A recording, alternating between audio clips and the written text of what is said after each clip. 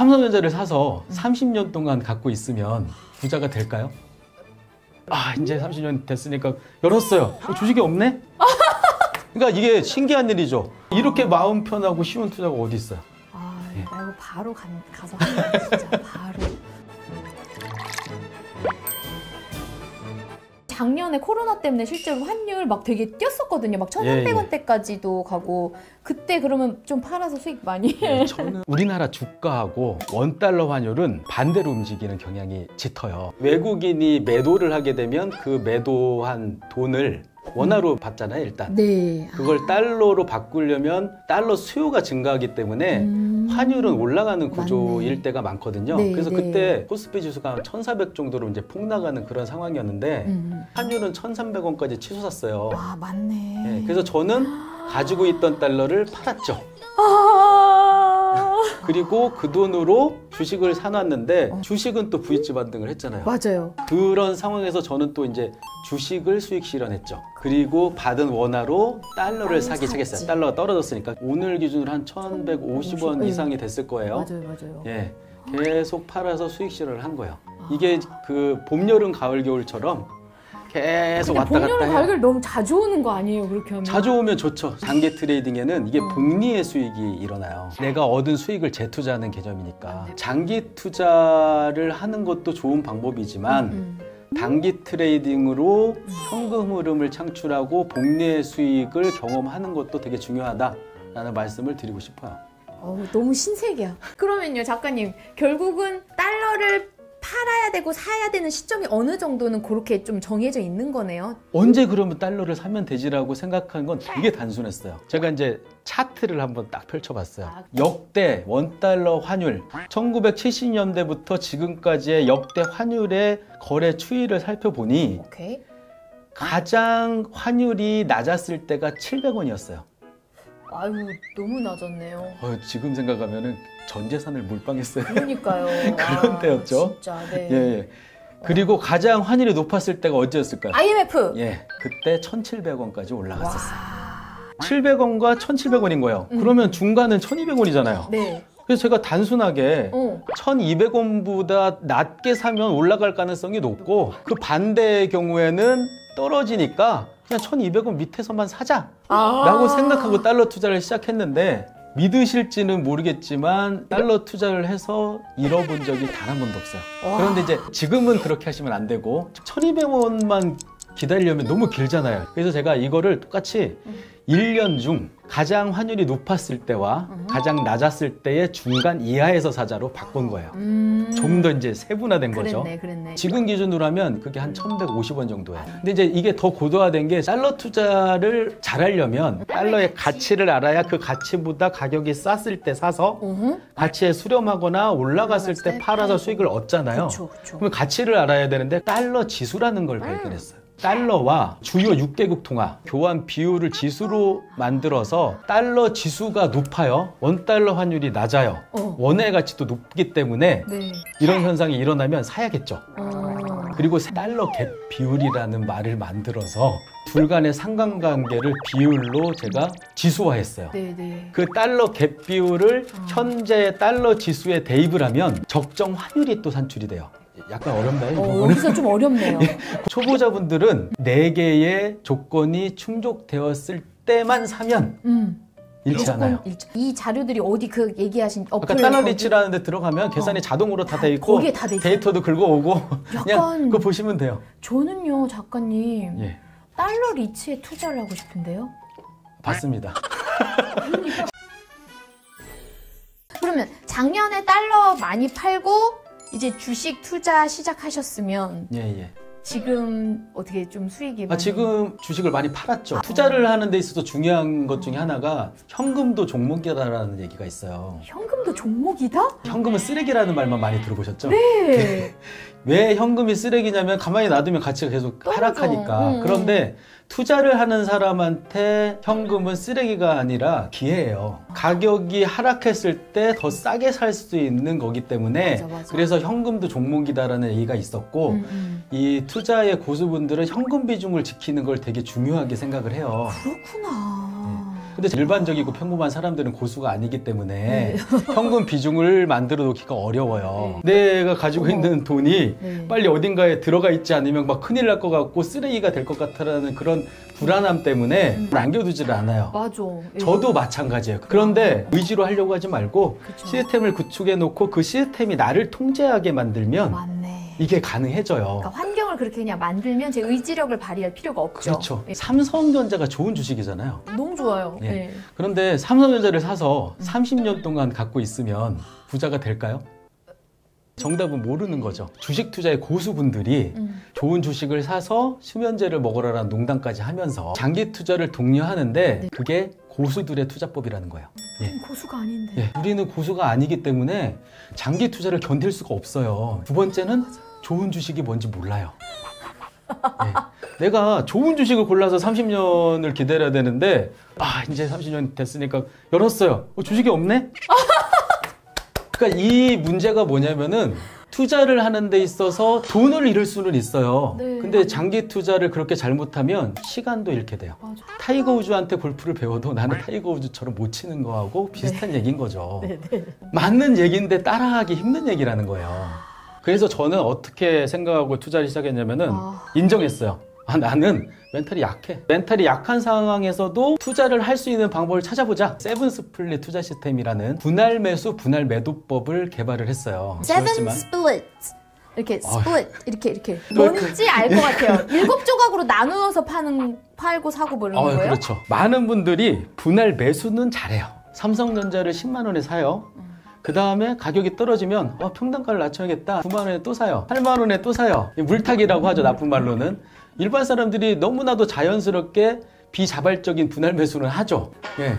너무 사실이라서. 근데 문제는 팔 때예요. 주식이라는 게 하나의 계좌에서 여러 번 나누어서 사더라도 평단가라는 게 산출이 돼요. 삼성전자를 10만 원에 사고 5만 원으로 떨어져서 또 샀어요. 그러면 평단가는 7만 5천 원이에요. 근데 5만 원으로 떨어졌던 삼성전자 주식이 7만 5천 원까지 회복하는 건 오래 걸리죠. 네. 근데 오래 걸리는 거를 내가 견뎠다 하더라도 팔으면 본전이죠. 주식 투자 성공 못 하는 거예요. 그런데 제 방식은 평단가를 산출하는 게 아니라 팔 때도 나눠 파는 거예요. 내가 5만 원에 산 주식은 6만 원만 올라가도 수익 실현을 해버리는 거예요. 여기서 중요한 게 또 있어요. 평단가가 산출이 안 되려면 그럼 계좌를 나눠보자. 삼성전자를 1번 계좌에는 10만 원에 샀어요. 오케이. 2번 계좌에는 8만 원에 사면은 9만 원이 되면 얘는 플러스로 딱 떠요. 그렇지. 팔면 돼요 그냥. 저는 한 10개 있는데 계좌를 이렇게 하루 아침 되면 이렇게 쭉 계좌를 봐서 빨간색이 보인다. 팔아요. 사놓고 내리면 추가 매수하고 오르면 팔고. 그렇죠. 예, 수익 난 그거밖에 것부터 없어요. 팔고. 예, 달러 투자도 마찬가지예요. 내가 1,200원에 사고 1,100원에 사고 1,000원에 산 달러가 있어요. 네. 근데 1,000원에서 1,100원으로 올라요. 네. 평단가로 산출하면은 본전이지만 1,000원에 산 것만 파는 거예요. 그래. 그럼 거기에서 수익 실현을 하고 기다리는 거예요. 그러면 어떤 일이 벌어지냐면은 다시 오르면 좋아요. 1,100원에 산 애를 팔 수 있잖아요. 그렇지. 다시 내리면 또 좋아요. 또 한 번의 수익 기회가 온 거잖아요. 계속 샀다 팔았다를 반복할 수 있는 거예요. 그러니까 이 투자를 하다 보면 어떤 현상이 일어나면 제 독자분들 댓글 보면 아시겠지만 수익 실현했습니다 라고 하면은 저도요 하면서 좋아해요. 그러면서 아쉬워해요. 환율이 더 떨어져야 될 텐데 이렇게. 무슨 말인지 알겠어. 저도 네. 환율이 떨어지면 너무 행복합니다. 좋아요. 더 떨어졌으면 좋겠어요. 막 해요. 근데 올랐을 때는 팔면서도 씁쓸해요. 그러겠다. 네, 그러니까 이게 신기한 일이죠. 원달러 환율이 올라도 좋고 떨어져도 좋고. 그러니까. 이렇게 마음 편하고 쉬운 투자가 어디 있어요. 나 이거 바로 가서 한다 진짜 바로. 다른 방송에 나와서 이 얘기를 했더니 네네. 단기 트레이딩은 막 직장인들은 못하는 거 아니에요. 막 계속 모니터 들여다보고 이렇게 해야 되는 거 아니에요. 계속 봐야 될 것 같은데. 예, 얘기하잖아요. 이 세븐 스플릿 투자 시스템은 가격을 안 보면 안 볼수록 수익률이 좋아져요. 3원 오르면 팔아야지 라고 생각을 하고 알람을 켜거나 기다리고 있으면 3원 되면 팔겠죠. 팔겠죠. 예. 근데 제가 낮잠을 자고 일어나면 10원이 올라 있네요. 그렇지. 그러면 내가 계획했던 것보다 더 싸게 살 수도 있고 더 높은 수익률을 얻는 경우가 되게 많아요. 내가 사놓은 것들도 분할 매도할 게 있고 사야 될 것도 있기 때문에 급하게 서두를 이유가 전혀 없어요. 그냥 뭐 한 3일에 한 번, 5일에 한 번 이렇게 봐도 세븐 스플릿 투자 시스템 운용을 할 수가 있어요. 더 좋게. 위험이 좀 분산되겠구나, 확실히. 그렇죠. 위험도 많이 분산되고 현금 흐름이 계속 창출되고 수익을 재투자하니까 복리 수익도 만들어지고 이게 가능해지는 거예요. 그리고 저는 손절매를 안 해요. 많은 주식 투자의 고수들이 손절매를 잘해야 된다는 얘기를 많이 해요. 그런데 인간은 손실 회피 편향이라는 게 있어요. 100만 원을 얻는 것보다 50만 원을 잃는 걸 더 무서워해요. 근데 이거는 인간의 본성이라고 했잖아요. 저도 그걸 거스를 수 없다는 걸 제가 스스로 인정을 했어요.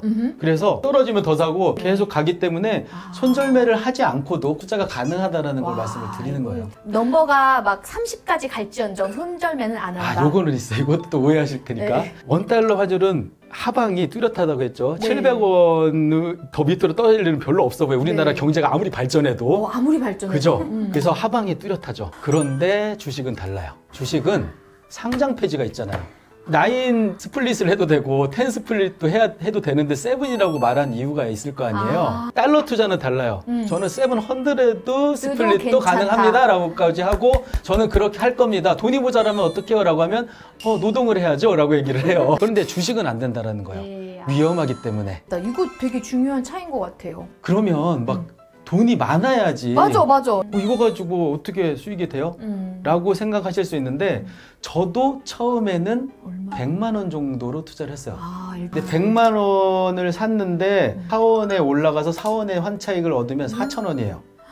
너무... 그런데 하루에 5번 그 행위를 했어요. 2만 원이 되겠죠. 밥은 먹을 수 있다. 예. 그리고 내일도 수익을 얻어요. 이걸 해서 계속 수익이 쌓이다 보니까 제가 어떤 결정을 했겠어요? 금액을 키웠겠죠. 그렇네. 전 지금은 10만 달러를 한 방에 투자하기도 해요. 10만 달러면 억인데요? 예, 5원 오르면은 50만 원이죠. 와. 단 몇 분 만에도 가능하죠. 예. 그 댓글 중에는 어떤 글들이 있냐면 작가님 덕분에 저도 돈 벌었어요. 오늘 187원 벌었어요. 오늘 4,000원 벌었어요. 그게 적은 게 아닌 거예요. 투자 실력이 향상되면 투자 규모가 커졌을 때 그걸 기회로 쓸 수 있거든요. 맞아요. 그래서 처음 하시는 분들은 성공 경험을 계속 쌓아 나가고 그 경험이 나중에 투자 실력이 되면 장기 투자로도 이어지고 그러면서 이제 자산 증식에도 도움이 된다. 이렇게 정리를 하시면 될 것 같아요. 맞네. 예. 저희 채널에 오면 꼭 이 질문은 받고 가야 되거든요. 마지막으로 저희 2030 MZ세대에게 남겨주고 싶으신 말씀이 있다면? 제가 만든 말이기는 한데 한 우물을 파면 하나의 우물만 갖게 될 것이다.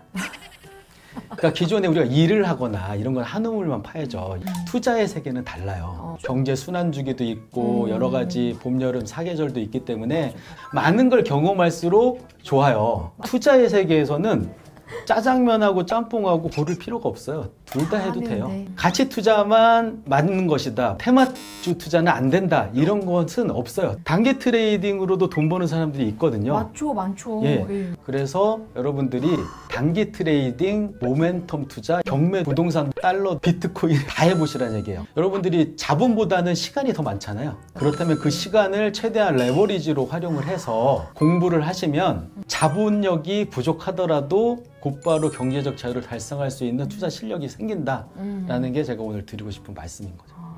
네, 오늘 진짜 너무 푹 빠져서 들은 것 같아요. 우리 여러분들에게도 많은 도움이 되었길 바랍니다. 네, 우리 MZ세대 여러분의 경제적 자유를 위한 돈잎만세의 노력은 오늘도 이렇게 계속됩니다. 여러분 영상 좋으셨다면 좋아요 버튼, 그리고 아직도 구독 안 하고 계시다면 구독 버튼도 눌러주세요. 정말 좋은 말씀 많이 해주신 박성향 작가님 정말 감사합니다. 고맙습니다. 감사합니다.